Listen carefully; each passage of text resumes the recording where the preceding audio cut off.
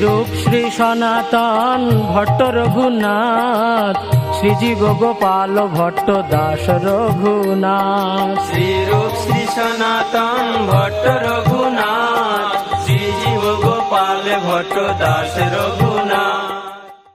जय जय श्री चैतन्य जय हो नित्यानंदा, जय अद्वैत चंद्र जय गौर भक्त वृंदा। जय जय श्री चैतन्य जय हो नित्यानंदा, जय अद्वैत चंद्र जय गौर भक्त वृंदा। जय जय श्री चैतन्य जय हो नित्यानंदा, जय अद्वैत चंद्र जय गौर भक्त वृंदा। हरे कृष्ण। आप सभी भक्तों का बहुत बहुत हार्दिक स्वागत, अभिनंदन और आप सभी को मेरा प्रणाम। छठ गोस्वामी सीरीज यानी कि 6 गोस्वामी जिन्होंने ब्रज को वास्तविक में ब्रज का स्वरूप बनाया, हम सब की आंखों के आगे रियल ब्रज को दृष्टिगोचर किया। वो ब्रज जो लुप्त था, गुप्त था, भक्त की आंख से परे था, उस ब्रज को पुनः एक वही जो इसकी छवि थी आज से 5000 साल पहले, उसी छवि में लाके दोबारा खड़ा कर दिया। भगवान को और भक्तों से मिलाने का एक गढ़ बना दिया, जहां भक्त आकर भगवान के साथ अपना संबंध पुनः याद करते हैं, उन्हें स्मृति में रहता है।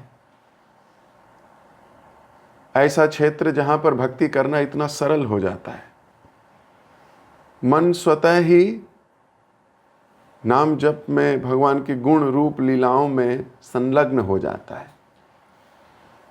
इसके पीछे अथक प्रयास है इन 6 गोस्वामियों का,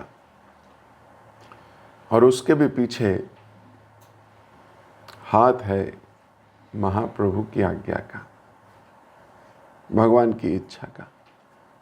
भगवान की इच्छा भक्त पूरी करते हैं। यही भक्त का कार्य है। जीव रस स्वरूप हो नित्य कृष्ण दास। भगवान का दास है, वो नित्य कृष्ण का दास है। लेकिन ये दास बनने में मजा बहुत है। ऐसे सुंदर सुंदर भक्त मिल जाते हैं जिनके साथ स्नेह का आदान प्रदान करके हृदय हर वक्त आनंद से भरा रहता है। तो हम पिछली क्लास में पढ़ रहे थे कि किस प्रकार गोविंद देव जी का आगमन हुआ ब्रज में, किस प्रकार भगवान ने खुद आकर रूप गोस्वामी को बताया मैं कहाँ विराजमान हूं। किस प्रकार वो गाय आके रोज स्वतः दूध दे जाती थी। नहीं तो सामान्यतः इस संसार में गाय दूध देती नहीं है, गाय का दूध निकाला जाता है, देती थोड़ी है। को बोले गाय दूध देती है, बिल्कुल गलत है। गाय कहाँ दूध देती है? गाय का दूध निकालना पड़ता है, मेहनत करनी पड़ती है, तब निकलता है। ऐसा थोड़ी है बाल्टी लगा के छोड़ जाओ, सुबह उठो तो दूध पड़ा होगा उसमें। ऐसा नहीं होता, जाके मथना होता है, जाके निकालना होता है, तब जाके दूध मिलता है। लेकिन यहां तो गाय स्वतः आके दूध डाल जाती थी। तो गोविंद देव जी का कल आगमन हुआ था, और केवल गोविंद देव जी का नहीं, राधा रानी का भी कल आगमन हो गया था। तो यहाँ तक हमने कल की क्लास में पढ़ा था। अब हम यहीं से आगे पढ़ने का प्रयास करेंगे। तो हम लोग ये भी चर्चा कर रहे थे कि किस प्रकार राजा मानसिंह द्वारा गोविंद देव जी के मंदिर का निर्माण हुआ। इस पे भी मैंने कल कहा था हम चर्चा करेंगे। तो मैं थोड़ा फास्ट फॉरवर्ड होके पहले गोविंद देव जी के मंदिर का निर्माण कराता हूँ, फिर वापस आऊँगा रूप गोस्वामी जी के जीवन चरित्र पर। तो ऐसा हुआ कि रघुनाथ भट्ट गोस्वामी के एक शिष्य थे जिन्होंने गोविंद देव जी का मंदिर बनाया था, लेकिन वो मंदिर भी बहुत दिन बाद जीर्ण शीर्ण हो गया था। तब राजा मान सिंह ने बहुत अर्थ व्यय करके, जो आज आप लाल रंग का, लाल पत्थर का विशाल मंदिर देखते हो, इसका निर्माण कराया था राजा मान सिंह ने। तो उस समय ये उत्तर भारत का सबसे आकर्षक और हिंदू स्थापत्य का अतुलनीय दृष्टांत माना जाता था। जब इसका विचार किया था राजा मान सिंह ने, उस समय अकबर बादशाह पूर्वी राजस्थान से लाल पत्थर से आगरे का किला बनवा रहे थे। तो राजस्थान से पत्थर आता था लाल रंग का, और बन क्या रहा था? आगरे का किला। आगरे का किला तो लाल पत्थर यूज हो रहा था, और इस लाल पत्थर पर किसी और का अधिकार ही नहीं था अकबर के अलावा। उस समय मान सिंह अकबर के सेनापति हुआ करते थे और बड़े विश्वास पात्र थे उनके। तो मान सिंह के अनुरोध पर उन्हें गोविंद देव जी का मंदिर बनाने के लिए ये लाल पत्थर की अनुमति राजा अकबर ने दे दी थी। 130 बीघा जमीन दी गई मंदिर के निर्माण करने के लिए। 130 बीघा कि मंदिर बने और ठाकुर जी की सेवा हो।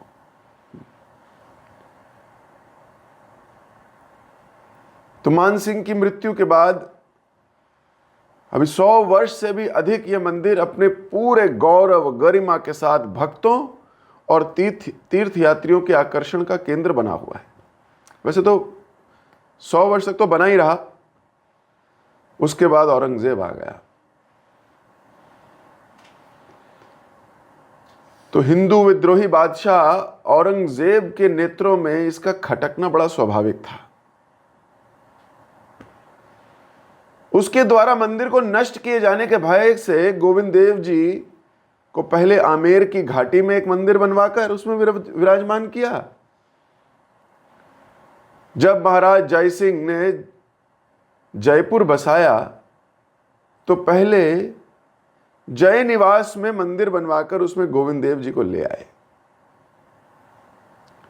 उसके बाद चंद्र महल का निर्माण किया, और निर्माण भी इस प्रकार किया कि राजा महल से सबसे पहले गोविंद देव जी के दर्शन कर सके, क्योंकि राजा वैष्णव था। वह मानता था कि गोविंद देव जी रियासत के राजा हैं और स्वयं वह उनका दीवाने की तरह सेवा करता था। दीवाने की तरह सेवा करता था।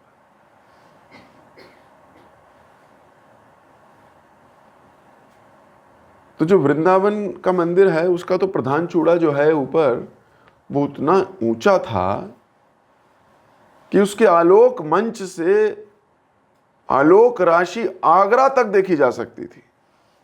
मतलब आगरा में बैठो तो आपको वृंदावन के इस मंदिर की शिखा दिखाई देगी। इतना ऊंचा मंदिर बनाया गया था वृंदावन में गोविंद देव जी का।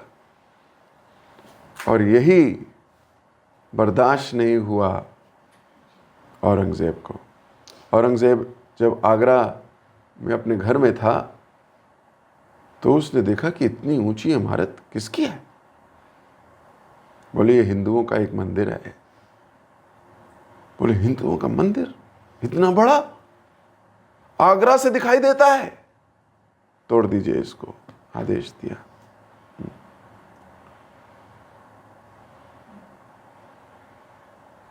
तो उसने अपने फौजदार भेजे।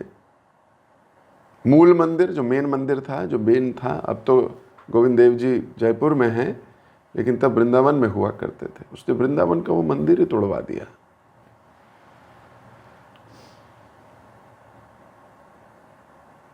तो जब वो वृंदावन आ रहे थे फौजी, उससे पहले गोविंद देव जी वहां से गायब हो गए थे।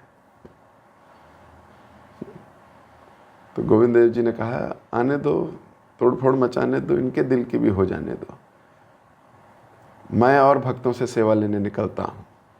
मेरे प्रेमी भक्त मेरी वेट कर रहे हैं। भगवान ऐसी लीलाएं रचते हैं, भगवान ऐसी लीलाएं रचते हैं ताकि पहला उद्देश्य होता है कि वो भक्तों को ये एंजाइटी मिले। रस है ये भी, कृष्ण के लिए एंजाइटी, मैं भगवान को कहाँ बचाऊं। अरे कोई भगवान को बचा सकता है क्या? भगवान तो बचे हुए हैं। लेकिन भक्त को चिंता होती है मैं भगवान को कैसे बचाऊं। जैसे घरों में आजकल मैं देखता हूं बहुत ठंड है तो भक्त लोग थोड़ा हीटर लगा देते हैं, भगवान को ठंड लग रही है। गर्म कपड़े पहना रहे हैं भगवान को, स्वेटर इत्यादि। तो क्या कर रहे हैं? एंजाइटी ले रहे हैं। उनको एंजाइटी हो रही है कि कहीं कृष्ण को ठंड तो नहीं लग रही, सर्दियां आ गई, मोर पंखी बंद हो गई, पंखा नहीं चलना चाहिए, भगवान को ठंड लगेगी। तो क्या है, devotees are taking anxiety how to serve Krishna. तो भगवान ऐसी परिस्थिति देते हैं ताकि भक्त उनकी सेवा भाव और बढ़ जाए, और दूसरा भगवान को इसका रस मिले। भगवान जब अपने भक्तों को देखते हैं मुझसे इतना प्यार करता है, जब देखते हैं इतना स्नेह करता है मेरे से, तो भगवान रेसिप्रोकेट करते हैं, भगवान को मजा आता है। और तीसरा कारण है भगवान अपनी सेवा विस्तार करते हैं, अपनी सेवा का विस्तार करते हैं और अन्य सेवकों को अवसर देते हैं उनके दर्शन सेवा का। तो सोचिए जब लेके जा रहे थे, किसी दिन डिटेल चर्चा करूंगा कि किस प्रकार वृंदावन से जयपुर तक ले जाया गया।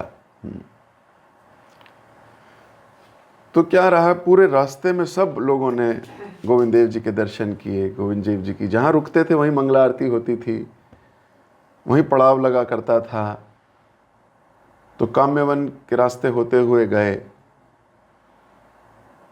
तो किस प्रकार ये पूरा सुंदर एक प्रोसेस बन गया।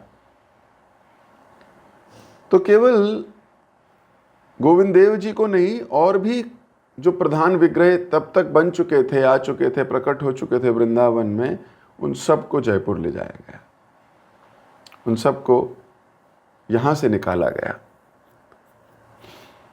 तो दिल्ली के बादशाह मोहम्मद शाह के राजत्व काल में उसी समय वृंदावन वासी भक्तों ने गोविंद देव जी की एक प्रतिमूर्ति तैयार की। प्रतिमूर्ति होती है बिल्कुल वैसी ही तैयार की, अब तो बनवाई। इससे पहले वाली मूर्ति तो ओरिजिनल है, ये बनवाई। हाँ। और पुराने गोविंद देव जी के मंदिर के निकट एक और मंदिर में उनको विराजमान किया। तो इसलिए वृंदावन में भी एक विग्रह है, प्रतिमूर्ति है, वो भी राधा गोविंद देव जी से भिन्न नहीं है,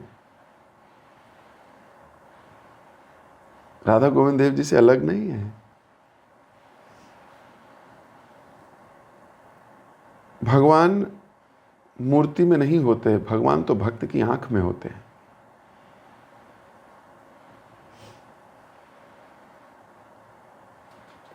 इस संसार के लोगों के लिए वो हो सकता है मूर्ति हो, इस संसार के लोगों के लिए वो तो पत्थर हो सकती है, इस संसार के लोगों के लिए वो तांबा हो सकती है, पीतल हो सकती है, सोना हो सकती है।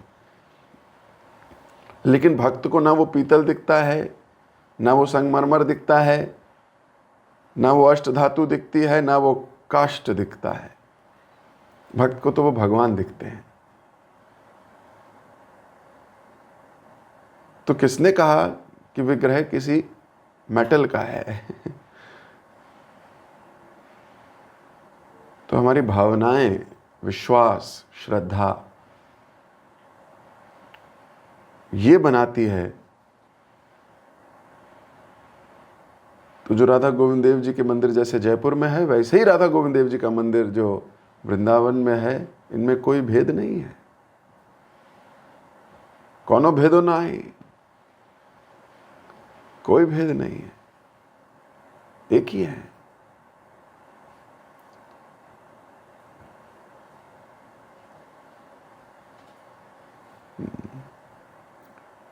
तो नंद कुमार बसु नाम के एक भक्त थे,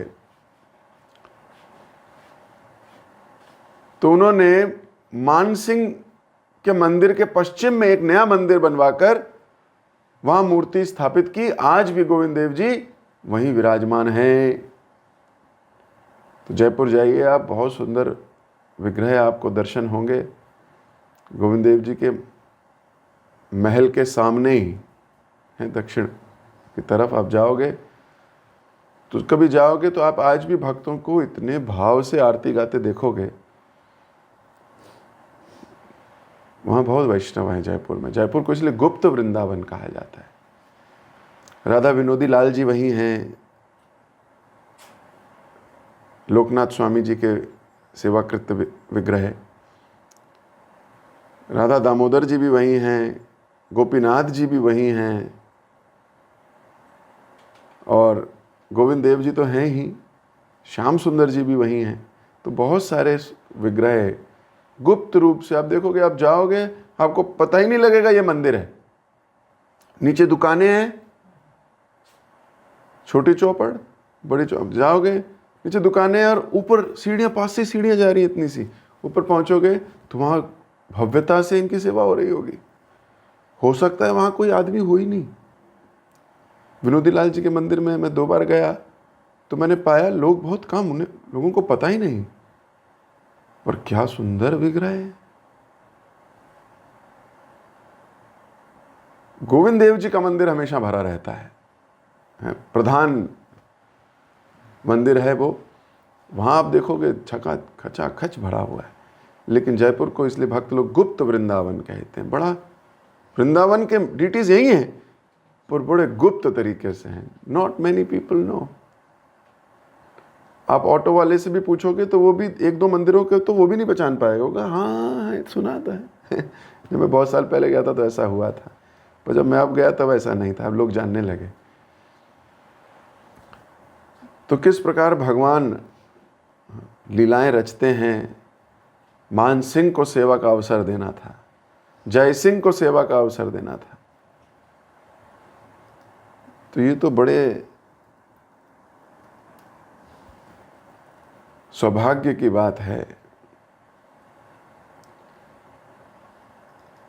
कथाएं तो कई हैं, मैं कभी और इसके विशेष रूप से इसकी कथा करूंगा। जब भक्त लोग जयपुर गए थे हमारे साथ तो हमने उसको बहुत डिटेल में इसकी चर्चा वार्ता की थी, किस प्रकार वज्रनाभ के बनाए हुए डीटीज जयपुर तक पहुँचे, किस प्रकार महामाया ने ये पूरा प्रोसेस को रचा। तो फिर किसी दिन इसके ऊपर चर्चा वार्ता करेंगे। अभी मैं कहानी को वापस लेके आता हूँ रूप गोस्वामी की ओर। तो कहानी तो पहुँच गई थी किधर, गोविंद देव जी की ओर। लेकिन गोविंद देव जी को भी कहाँ चैन आएगा अपने भक्त की बात ना करे तो रूप गोस्वामी ने शास्त्रों की सहायता से ब्रज की सीमा भी निर्धारित की। जो हम बोलते हैं 84 कोस, तो जब आप परिक्रमा पे जाते हो कई बार तो आपको पता है यहाँ से शुरू होगी, इधर जाएगी, इधर आएगी, इधर जाएगी, ऐसे जाएगी। तो ये कैसे पता कि ये ब्रिज है और ये ब्रिज से बाहर है? ये भी रूप गोस्वामी ने बाउंड्री बनाई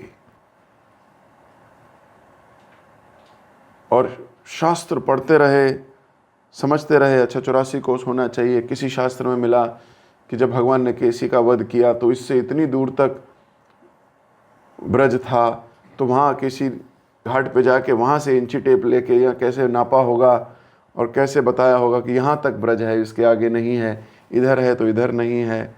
कितनी मेहनत की होगी।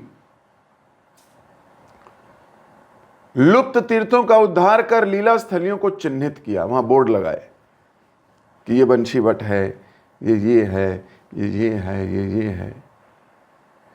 श्री विग्रह सेवा प्रचार और लुप्त तीर्थ उद्धार के साथ साथ उनका वैष्णव शास्त्र रचना का कार्य चलता रहा। ऐसा नहीं है कि केवल तीर्थ निकाले और बोर्ड लगाए और बस हो गया, नहीं, इतनी सारी पैरेलल रिस्पॉन्सिबिलिटीज हैं। देखो, भक्त जिम्मेदारी लेता है, वो जिम्मेदारी लेता है। जो जिम्मेदारी नहीं ले सकता वो भक्त नहीं हो सकता। डिवोटी जिम्मेदारी लेते हैं। एक तो हमारी जिम्मेदारी हमारे लिए ही है, हमारे लिए, जैसे हमें जप करना है, हमें शास्त्र पढ़ने हैं, हमें श्रवण करना है, ये हमारे लिए हुआ ना, we are doing for ourself. तो ये सब तो रूप गोस्वामी कर ही सकते थे और कर ही रहे थे, पर इसके साथ साथ उन्होंने और जिम्मेदारियां ली। महाप्रभु ने जो जो कहा उसको जिम्मेदारी की तरह किया। अपने अपने ऊपर लेके देखिए कि मैंने क्या जिम्मेदारी ली हुई है,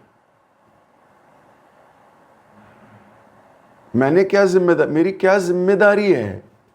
एक है मेरी क्या सेवा है, वो तो जो दे दिया जाएगा हम कर लेंगे। एक ये है, एक है नहीं, मेरी जिम्मेदारी है, ये मेरी जिम्मेदारी है, इट इज माई रिस्पॉन्सिबिलिटी। आप पाओगे आपको कृपा जल्दी मिलनी शुरू हो जाएगी। हमारी भक्ति में स्पीड स्लो क्यों है?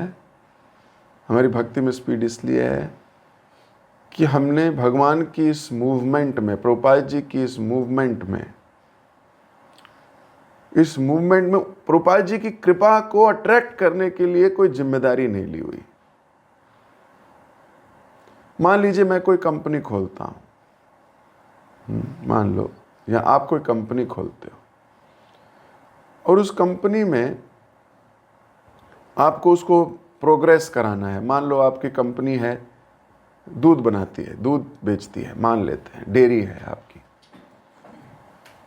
अब ये आपका मेन ऑब्जेक्टिव क्या है? ये कंपनी चले, दूध बिकना शुरू हो, दूध बिके, सब जगह जाए दूध, मान लेते हैं।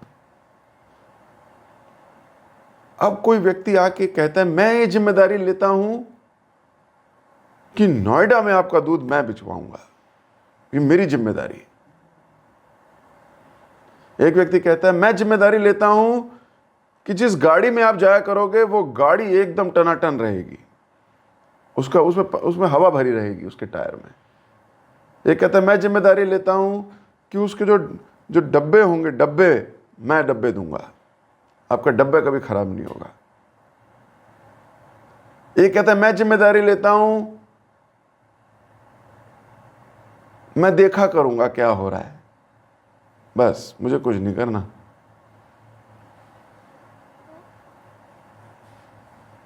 आप मुझे बताओ, आप किन लोगों के का कृपा, आपकी कृपा उन लोगों तक मिल सकती है, या किसकी सैलरी बढ़ाओगे? आप किसकी सैलरी बढ़ाओगे? पहला वो कहता है मैं कुछ नहीं करूंगा, मैं आराम से बैठूंगा, जब कुछ कहोगे मैं कर लिया करूंगा, जब मैं कोई मना नहीं कर रहा, जब मुझे कुछ सेवा दोगे मैं कर लूंगा, सेवक हूं मैं आपका। एक कहता है कि मैं ये जिम्मेदारी लेता हूं कि मैं आपका दूध वहां तक पहुंचा के आऊंगा। एक कहता है मैं जिम्मेदारी लेता हूं कि वो जो गाड़ी होगी उसमें हमेशा पेट्रोल होगा, हवा होगी, सब कुछ होगा, मेरी जिम्मेदारी। एक कहता है मैं जिम्मेदारी लेता हूं वहां पे लोग इकट्ठे कर दूंगा। अब मुझे बताओ आप किन के लोगों की सैलरी बढ़ाओगे? उसकी सैलरी बढ़ाओगे जो कह रहा है मैं कुछ करूंगा नहीं, जब बोलोगे तो देख लूंगा। बताओ, कहीं हम वही तो नहीं है? हमने कांग्रीगेशन में या इस मूवमेंट में कोई जिम्मेदारी तो ली नहीं।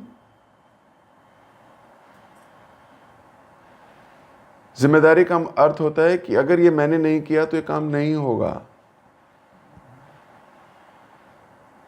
ये मेरी जिम्मेदारी है। जिस प्रकार हम अपने ऑफिस में जिम्मेदारी लेते हैं, इसी प्रकार हमें कृष्ण भावनामृत में भी कोई जिम्मेदारी लेनी चाहिए। मैं गुरु से पूछना चाहिए, अपने आप नहीं लेनी चाहिए, मेरी मर्जी, मैंने तो ये ली हुई है जी, ऐसे नहीं होता। हमें पूछना चाहिए लीडर से अपने कि हम क्या जिम्मेदारी ले सकते हैं। आप हमें कोई जिम्मेदारी दीजिए और फिर उस जिम्मेदारी को जिम्मेदारी से करना,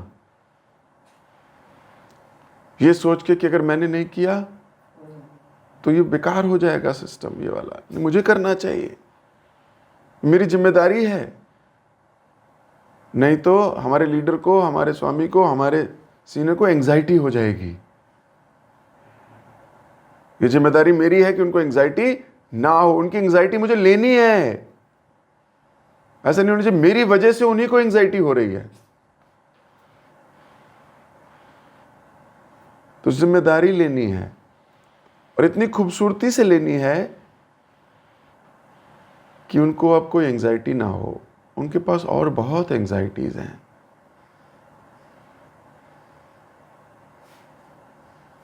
बहुत एंग्जाइटीज हैं। तो हम गुरु की जब एंग्जाइटी लेने लगते हैं, गुरु की एंग्जाइटी लेने का मतलब है कोई जिम्मेदारी लेना, कि मैं कोई जिम्मेदारी लेता हूं। जैसे भक्त लोग जिम्मेदारी लेते हैं, बोलते हैं प्रभु जी प्रसाद की जिम्मेदारी हमारी, वो बोलते हैं फंक्शन की जिम्मेदारी हमारी, सब्जियां लाने की जिम्मेदारी हमारी, प्रसाद बनाने की जिम्मेदारी हमारी। क्या मतलब होता है? अब वो जिम्मेदारियां ली हैं भक्तों ने,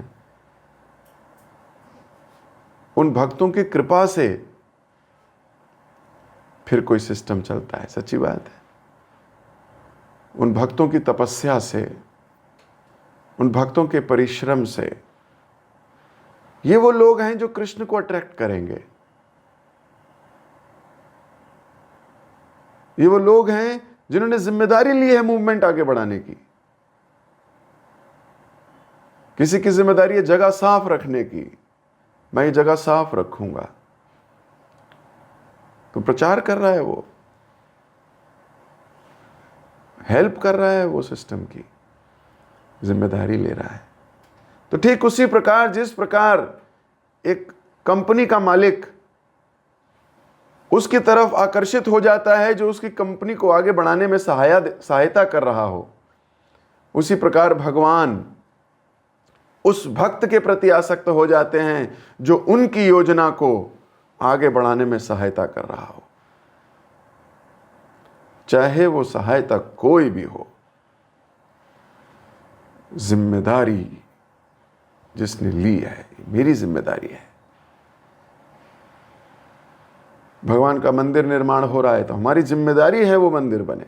देखो मंदिर तो बन ही जाएगा, आप नहीं तो कोई और श्रेय ले जाएगा। भगवान किसी को भी निमित्त मात्र बनाएंगे। प्रचार करना है तो कोई हो ही जाएगा, आप सहायता नहीं करो कोई और सहायता करेगा। भगवान की मूवमेंट है, रुक तो सकता ही नहीं कुछ भी। जो जिम्मेदारी लेगा वो ही सोना बनेगा, वही सोना बनेगा। तो पहले तो ये प्रयास ही करना चाहिए कि हमारी कोई जिम्मेदारी होनी चाहिए, ये मेरी जिम्मेदारी है। तो रूप गोस्वामी ने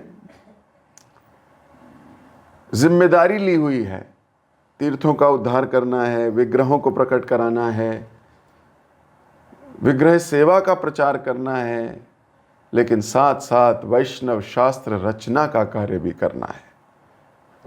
महाप्रभु ने मुझे जिम्मेदारी दी हुई है। ऐसा नहीं कि इन्होंने कहा था महाप्रभु मैं ये कर लूंगा, ये कर लूंगा, ये कर लूंगा, ये कर लूंगा वहां जाके। महाप्रभु ने कहा तुम्हें मैं वहां इसलिए भेज रहा हूं। तो इंटेलिजेंट लोग होते हैं कई, है ना, उनको जब कहा जाता है आप ये सेवा करो, बहुत इंटेलिजेंटली लेते हैं उस कार्य को। मूर्ख जीव होते हैं कई, करुणावश उनको दे दी जाती है चीज, वो उसको ऐसे करते हैं, अरे हो जाएगा 2 साल में 3, अरे हो जाएगा, क्या ही फर्क पड़ता है। फर्क तो पड़ता है। जितना हम भौतिक कार्य के प्रति एनर्जी रखते हैं और उतना हम अगर भक्ति कार्य के प्रति नहीं रखते तो भगवान से तो क्या छुपा है, क्या छुपा है? कुछ भी नहीं। वो तो जानते हैं, अच्छा वो कार्य होता है तो भाग जाता है, ये कार्य होता है तो ढीला हो जाता है।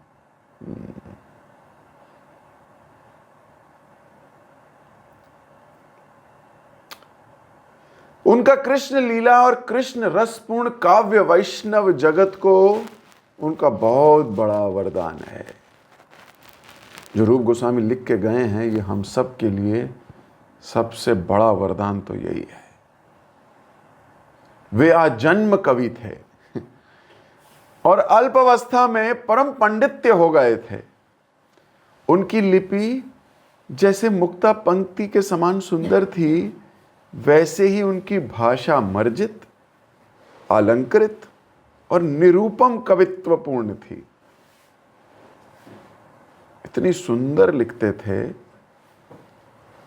मोतियों जैसी हैंडराइटिंग, और अगर पढ़ो तो इतनी निरूपम, इतनी अलंकृत।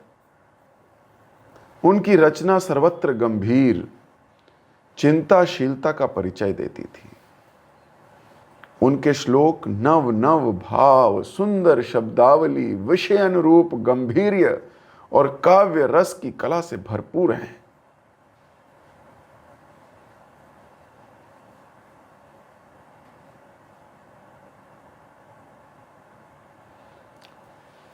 राज कर्मचारी होते हुए भी वे ज्येष्ठ भ्राता के साथ शास्त्र चर्चा से कभी विरत न हुए। उस समय भी उनकी काव्य प्रतिभा किसी से छिपी नहीं थी, पर संसार त्याग कर वृंदावन आ जाने के पश्चात वे राशि राशि शास्त्र ग्रंथों को एकत्र कर एकाग्रचित हो उनमें मनोवेश कर बैठ जाते थे। बहुत सारे ग्रंथ इकट्ठे किए थे उन्होंने और उनको पढ़ते रहते थे, उनको देखते रहते थे। तब उनका चिंता स्तोत्र स्वभावता उल्लक्षित हो पड़ता, उच्छालित होता। भाषा आकर दासी की तरह उसे लोक शिक्षा के लिए ग्रंथित कर रख देती। जाने कितने काव्य, नाटक, स्तोत्र, सारार्थ, व्याख्या, संग्रह, ग्रंथ आदि उनकी लेखनी से प्रकट होने लगे।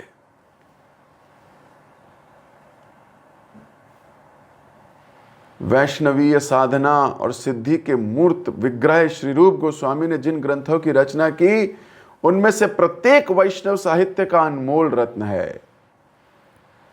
प्रत्येक शुद्ध भक्ति के पथ को पथिक करने के लिए एक आलोक स्तंभ है। What do you call it? Lighting tomb, lighthouse। क्योंकि उसकी आधारशिला कोरा शास्त्र ज्ञान नहीं है, ऐसा शास्त्र ज्ञान है जो उनकी दीर्घकालीन रागानुगा भक्ति की साधना के अनुभवों से परिपुष्ट है। केवल शास्त्र ज्ञान नहीं है, उसमें बहुत रागानु उनका रियलाइजेशंस है। तो हम आगे देंगे उसका परिचय। लेकिन इतना ग्रंथ लिखने के बाद भी, इतनी किताबें लिखने के बाद भी गोविंद देव जी को प्रकट कर दिया, मंदिर बना दिए बड़े बड़े, सारे लोगों को भगवान की सेवा में लगा दिया। शास्त्र पटु, काव्य पटु, धर्म पटु, इतने कार्यों में पटु यानी कि एक्सपर्ट होने के बाद भी इनकी दीनता नहीं गई। इसलिए वे नायक हैं। इंसान छोटा सा काम करता है तो उसको लगता है आई नीड रिकॉग्निशन, उसके अंदर अहंकार की भावना आ जाती है। Let everybody know that I did, सबको पता लगने दो ये मैंने किया है। उसके हृदय में ऐसी कामना, आपके हृदय में आती है ऐसी कामना? सच्ची बताओ, आती है ना? आती है। जब अवार्ड कोई और ले जाए, हमारा नाम ही नहीं अवार्ड में, तो लगता है ना अरे हमने भी तो किया था। ये नहीं पता कि पीछे रूब्रिक्स है, फैक्चुअल डेटा है। इच्छा होती है कि नहीं? हमारी होती है बाबा, इसमें कोई बुरी बात नहीं है। अपने आप को महाभागवत थोड़ी कहलाना है। जो सच है वो सच है, लेकिन धीरे धीरे स्टेज तक पहुंचना है कि क्या फर्क पड़ता है।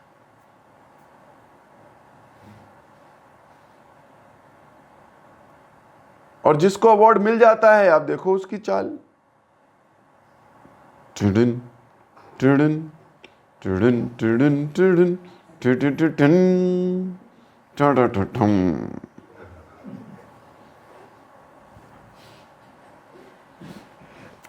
सही बोल रहा हूं। म्यूजिक उसके साथ साथ चलता है।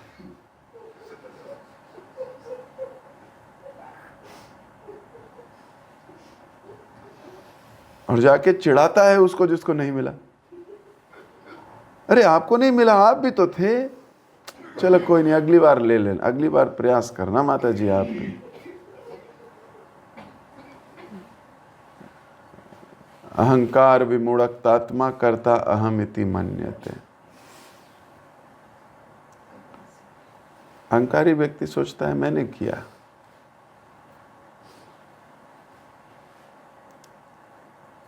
उसको ये नहीं पता कि हाँ, उसने अभी अभी यही प्रकट किया कि वही अहंकारी है। तो ये माला, ये अवार्ड तुम्हें नहीं मिला, ये तुम्हारे अहंकार को मिल गया।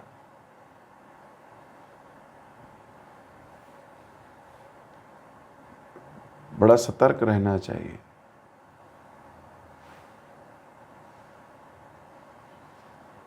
सो डिवोटीज आर वेरी केयरफुल। वो अपनी दैन्यता नहीं छोड़ते। चाहे कितने भी ग्रंथ लिख लिए हों, कितनी भी क्लासेस ले ली हों, कितने भी भक्त बना लिए हों, कितनी अच्छी भक्ति करते हो, कितना गहरा जप करते हो, क्या जप को सिद्ध कर लिया हो, कुछ भी किया हो, तो भी उन्हें अभिमान छू कर नहीं जाता। रूप गोस्वामी वैष्णवीय दैन्य और विनय की साक्षात मूर्ति थे। उनके पांडित्य और शास्त्र ज्ञान के विषय में सुनकर दूर दूर से दिग्विजयी पंडित और आचार्य गण आते थे उनसे शास्त्रार्थ करने, पर वे उनके साथ तर्क वितर्क में कभी नहीं जुटते थे। रूप गोस्वामी कहते थे टाइम वेस्ट नहीं करूंगा मैं। बिना डिबेट किए, बिना तर्क वितर्क किए उन्हें विजय पत्र लिख दिया करते थे, जिससे वे प्रसन्न हो चले जाएं और रूप गोस्वामी के भजन साधन शास्त्र रचना कार्य में अधिक विक्षेप ना हो। पर इतना दिन होते हुए भी वैष्णवीय रीति नीति और दैन्य की रक्षा करने में बहुत कठोर थे। दैन्यता है लेकिन स्ट्रिक्ट बहुत है, very strict when it comes to मर्यादा, when it comes to भक्ति, when it comes to दैन्यता। और वैष्णव रीति की रक्षा करने के लिए, वैष्णव एटिकेट की रक्षा करने के लिए वेरी स्ट्रिक्ट। अब स्ट्रिक्ट व्यक्ति उसके साथ हो सकता है जो उसका अपना हो, ठीक बात है। आप वैष्णव एटिकेट्स मान लीजिए सिखा रहे हो भक्तों को, सारे तो नहीं सीखेंगे, सारे नहीं सीख सकते। अभी कुछ भक्तों की वो मूड नहीं है शरणागति का, वो नहीं सीख सकते भाई। आप उनसे कुछ भी कहते रहो। और कुछ को बहुत जन्मों की भक्ति प्राप्त हुई है, वो इतने विनम्रता से स्वीकार करते हैं, ऐसा भी देखा गया है। सारे लोग एक जैसे नहीं हो सकते। अगर लीडर ये सोचता है सारे एक जैसे हो जाएंगे तो ये पॉसिबल नहीं है। वो he will only meet frustration, वो केवल फ्रस्ट्रेशन को मिलेगा जाके किसी दिन। सारे एक जैसे नहीं हो सकते, सबके अलग अलग भाव रहेंगे रहेंगे रहेंगे। द्रोणाचार्य के सारे शिष्य अर्जुन थोड़ी थे, और सारे शिष्य युधिष्ठिर भी नहीं थे, और हां सारे शिष्य दुर्योधन भी नहीं थे। तो they will always be different conscious people. तो किसके साथ स्ट्रिक्ट होना है, किसके साथ स्ट्रिक्ट नहीं होना है, यह भी बहुत इंपॉर्टेंट कला है, यह भी बहुत जरूरी है सीखना। लेकिन किसी दिन आप उनकी स्ट्रिक्टनेस के अंडर आ जाओ तो ये बहुत बड़ी कृपा होगी, बहुत सौभाग्य उदय हो गया होगा कि आप उनकी स्ट्रिक्टनेस के कृपा के अंडर भी आ सकते हो, अगर कि वो आपको डांटते हुए कभी संकोच ना करें। डांटते हुए क्या, कई तो भक्त होते हैं जिनके समक्ष कुछ बोलते हुए भी संकोच होता है। They might catch something you don't know.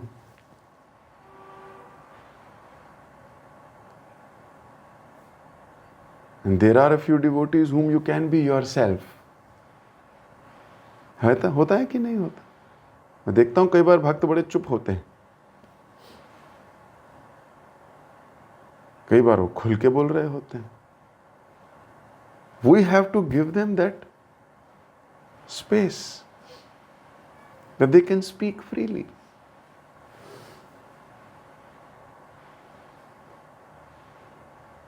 तो रूप गोस्वामी बहुत कठोर थे जहां तक शास्त्र मर्यादा, वैष्णव एटिकेट्स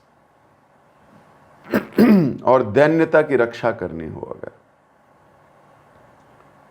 किसी को डांटना दैन्यता हो सकती है। मान लो आप एक भक्त को दूसरे भक्त को डांटते हुए देखो, तो आपको क्या सोचना चाहिए? कितना क्रोध कर रहा है, इसमें तो बिल्कुल दीनता नहीं है, ऐसा सोचना चाहिए? नहीं, ऐसा नहीं सोचना चाहिए। खैर, ऐसा क्या हुआ कि रूप गोस्वामी को हम कह रहे हैं वो कठोर थे? ऐसा क्या हुआ कि हम कह रहे हैं वो बड़े स्ट्रिक्ट थे किसी किसी चीज में? कहां से उल्लेख मिलता है उनकी स्ट्रिक्टनेस का? और किस भक्त के ऊपर उन्होंने इतनी स्ट्रिक्टनेस दिखाई? इसको सुनेंगे हम अगले एपिसोड में, यानी कल। जगत गुरु श्रील प्रभुपाद की जय, श्रीपाद रूप गोस्वामी की जय। हरे कृष्णा। किसी भक्त का कोई प्रश्न, कोई टीका या कोई टिप्पणी?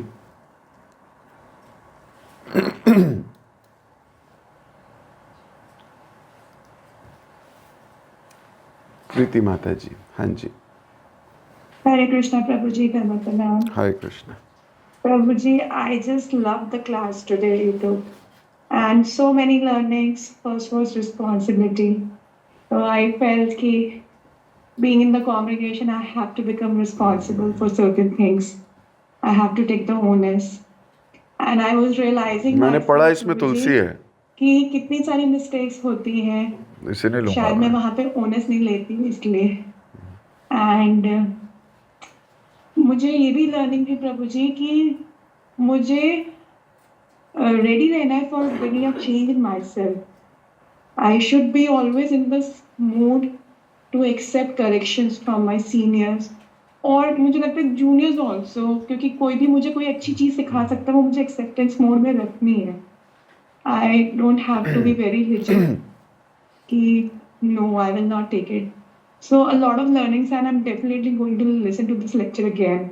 बहुत अच्छा लगा मुझे आज प्रभु जी। Thank you so much. Thank you so much. हरे कृष्ण। धन्यवाद प्रणाम। धन्यवाद प्रणाम।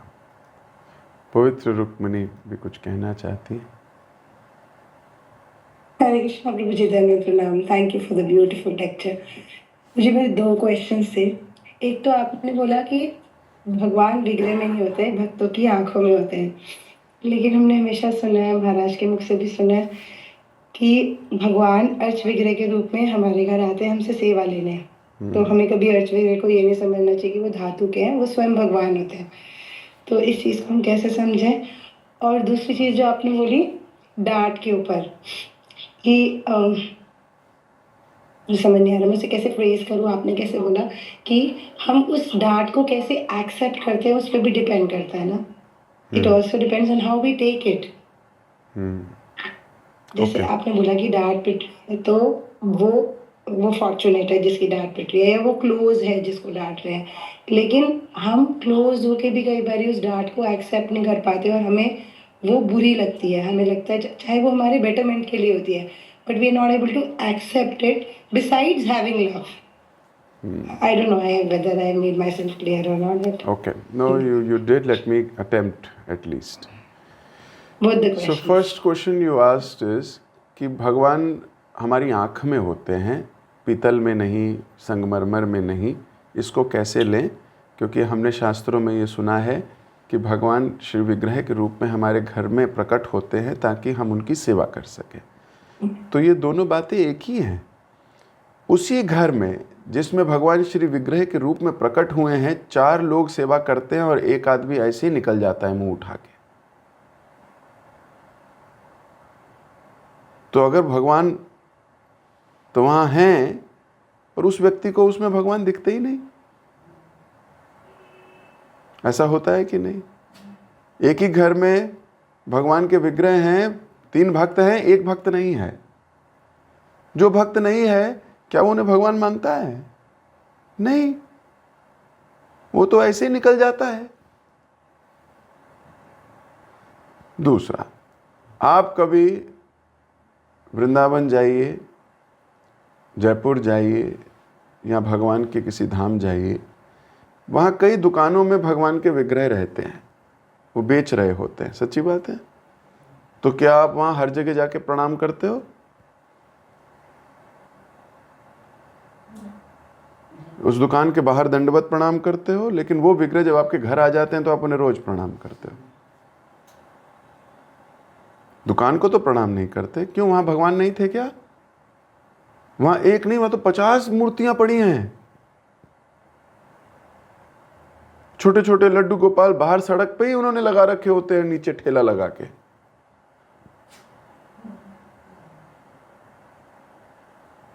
एक्चुअली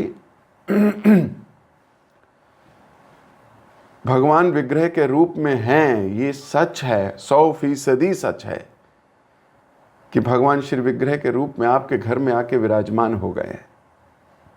लेकिन ये भी सच है कि भगवान हम माने तो।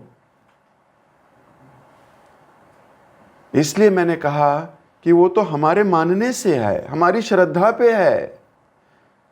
वो भगवान है लेकिन मेरी श्रद्धा नहीं है, तो मैं मुंह उठा के उनके सामने से निकल जाऊंगा बिना उन्हें प्रणाम किए, बिना उनसे बात किए, बिना उन्हें बोले कि हे भगवान मैं ऑफिस जा रहा हूं, वापस आके पुनः आपके दर्शन प्राप्त करूं, ऐसा सौभाग्य देना। बिना कहे निकल जाऊंगा, बिना उनको घर का सदस्य माने निकल जाऊंगा। क्यों? मेरे अंदर भक्ति नहीं है।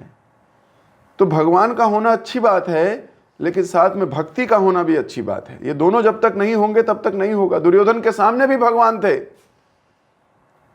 दुर्योधन माना ही नहीं, बोले बंदी बना लो इस ग्वाले को। वो अभी भी उन्हें ग्वाला मानता है। तो विग्रह तो क्या पवित्र रुक्मिणी, अगर भगवान स्वयं भी खड़े हैं तो भी व्यक्ति की आंख में भक्ति नहीं है, प्रेमांजन नहीं है, वो उन्हें नहीं स्वीकार करता, वो स्वीकार ही नहीं करता। ऐसे ही वैष्णवों के साथ है। ये संसारी जीवों का बड़ा सौभाग्य है कि वो किसी वैष्णव के दर्शन कर रहे हैं, लेकिन वो उसको वैष्णव मानते ही नहीं। वैष्णव को तो वैष्णव ही मान सकता है। हीरे की पहचान तो जौहरी को ही हो सकती है, आपको और मेरे को नहीं हो सकती। तो कहने का तात्पर्य मेरा ये था कि भगवान अगर साक्षात भी होंगे, विग्रह छोड़ो, तो भी नहीं पहचान पाएगा वो व्यक्ति जिसमें भक्ति नहीं है। तो प्रेमांजना चुरित भक्ति विलोकनेना संता सदैव हृदयेषु विलोकयन्ति यम श्याम सुंदरम अचिंत्य गुणा स्वरूपम गोविंदमादि पुरुषम त्वमहम भजामि। वो भजेगा ही तब जब उसकी आंख में प्रेम अंजन लग गए हैं। तो अगर प्रेम अंजन लग गए हैं तो आप देख पाओगे, मूर्ति में भी भगवान देख पाओगे। ठीक है? Does that answer your first question? Okay, now second question. आपका दूसरा प्रश्न था कि हम जब डांटते हैं किसी अपने को तो कई बार वो उसे डांट नहीं लेता, या कई बार वो बुरा मान जाता है, उसको बुरा लगता है।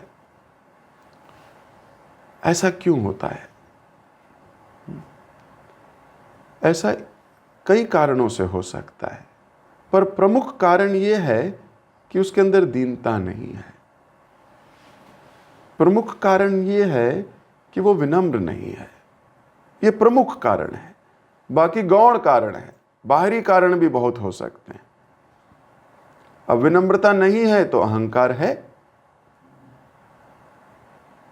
How can I be wrong? This is my point of view. What is your point of view? There is nothing should be your point of view. What is Shastra point of view? कई बार senior शास्त्र point of view देना चाहता है पर शिष्य उसे देखना नहीं चाहता है। शिष्य कहता है no I am not, I don't want to see shastra point of view, I want to see my point of view. So दीनता नहीं होती ना जब, तब ऐसा होता। अभी आप कल जरूर सुनिए किस प्रकार एक सीनियर जूनियर को जब डांटे तो जूनियर का क्या भाव होना चाहिए। Even if junior is correct, still even if senior is saying wrong, हालांकि वो रॉन्ग उसके रेफरेंस में हो सकता है, वो रॉन्ग होगा नहीं। एक व्यक्ति एक पॉइंट ऑफ व्यू से देख रहा है, एक व्यक्ति दूसरे पॉइंट ऑफ व्यू से देख रहा है, तो हमेशा अपने सीनियर के पॉइंट ऑफ व्यू को ऊपर रखना चाहिए। इसी को विनम्रता कहते हैं। गुरु महाराज कहते थे when you are ready to be guided, instructed and directed, you are humble. So that means you should be ready. इस रेडीनेस की परिभाषा हम कल उदाहरण के साथ प्रस्तुत करेंगे अगर कृष्ण ने चाहा। तो अगर हम विनम्र हैं तो हम हर चीज स्वीकार कर लेंगे। मान लो आपने राजमा बनाए और आप अपने सीनियर को खिला रहे हो, वो बोल रहा है अरे ये साग तुमने बहुत बेकार बनाया है। अब आपने तो राजमा बनाया है, वो कह रहा है ये साग बहुत बेकार बनाया, क्या करना चाहिए आपको?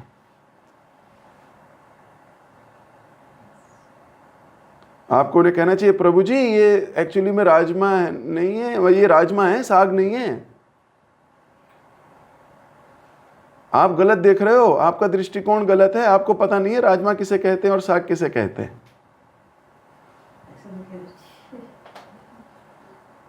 हाँ, यहां आपको कहना चाहिए कि yes Prabhu ji, I will take care.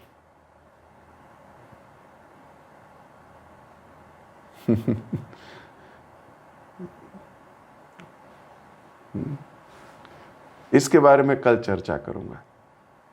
Jagat Guru Srila Prabhupada की जय। I hope I partially answered your question. Hare Krishna. और किसी भक्त का कोई प्रश्न? ये बहुत डीप, बहुत हाई रियलाइजेशन है। अगर समझ ना आए तो घबराना नहीं, है ना? समझ ना आए तो घबराना नहीं। ओके, आप सबसे मुलाकात होगी। हरे कृष्णा। हरे कृष्ण प्रभु जी, धन्यवाद, प्रणाम, बहुत बहुत धन्यवाद प्रभु जी, बहुत सुंदर क्लास के लिए। आज की क्लास में आपने हमें ये बताया कि भगवान की इच्छा को भक्त पूरी करते हैं दास के रूप में। जीवर स्वरूप है कृष्ण में नित्य दास है। जिस तरह हमारी जो 6 गोस्वामी थे, उन्होंने वृंदावन का पुनः उजागर किए, भक्त और भगवान की जो मिलन का स्थान बनाया। और आपने बहुत सुंदर इतिहास भी बताया गोविंद देव जी का। किस तरह राजा मान सिंह ने इनको पुनः बनाए थे और इतने बड़े बनाए थे कि वो आगरा तक दिखता था। तो आगरा तक तो नहीं दिख रहा था, वो औरंगजेब जो है उसको ही दिखता था पड़ा, तो उन्होंने उसको तोड़ने के लिए चाहा। अब जब वो तोड़ने के लिए आए तो गोविंद देव जी ने अपनी भक्त को सेवा भी दी, और भक्त भी भगवान की सेवा के लिए एंजाइटी भी लेते हैं। आपने इसमें ये भी बताया कि भगवान अपनी सेवा को भी विस्तार करते हैं अन्य को दर्शन कराने के लिए। इसमें ये भी बताया कि भगवान मुक्ति में नहीं होते हैं, भगवान तो हमारी आंख में होते हैं, हमारी भावनाओं में होते हैं, हमारी श्रद्धाओं में होते हैं। और आपने ये बताया कि रूप गोस्वामी ने शास्त्र के हिसाब से ब्रज के सीमा का भी चिन्हित किया, लीला स्थलियों का भी चिन्हित किए और शास्त्र भी रचना किए। पैरेलली उन्होंने बहुत सारे कार्य कर रहे थे। तो इसमें से हमें ये सीखा कि भक्त को जिम्मेदारी लेना चाहिए, खुद की भक्ति बढ़ाने के साथ साथ दूसरों की भक्ति कैसे बढ़ेगा, प्रचार का कार्य कैसे बढ़ेगा, उसके लिए जिम्मेदारी लेना चाहिए। सेवा तो लोग करते हैं, जो कहा जाता है, जो आज्ञा मिलता है वो सेवा करते हैं। सेवा को जिम्मेदारी से करना है, हमें गुरु से जिम्मेदारी लेना है और उस जिम्मेदारी को हमें जिम्मेदारी से करना है। और इस जिम्मेदारी से हम गुरु का कुछ एंजाइटी को कम कर सकते हैं, और भगवान जब इसको देखते हैं भगवान भी खुश हो जाते हैं। रूप गोस्वामी इतने सारे कार्य करते थे पर उनमें दीनता पूरा भरे हुए थे, वो दीनता नहीं छोड़े हुए थे, इसीलिए वो नायक है। सम्मान पाने की, वाहवाही पाने की उनको कोई भी इच्छा नहीं था। जबकि अहंकारी व्यक्ति जो होता है वो बोलता है ये मैंने किया है, ये मैंने किया है। और लास्ट में आपने बताया कि रूप गोस्वामी थोड़ा सा स्ट्रिक्ट भी थे, जब शास्त्र की मर्यादा, दीनता की रक्षा और वैष्णव एटिकेट्स की रक्षा के लिए थोड़ा स्ट्रिक्ट भी हो। Thank you so much Prabhu जी, बहुत सुंदर क्लास के लिए। सभी भक्तों को भी धन्यवाद इतने प्रेम पूर्वक श्रवण करने के लिए। हम प्रभु जी का धन्यवाद करेंगे एक बार हरे कृष्ण नाम के। Hare Krishna Krishna Krishna Hare Hare, Hare Ram Ram Ram Hare Hare. Thank you so much Prabhu ji. Hare Krishna.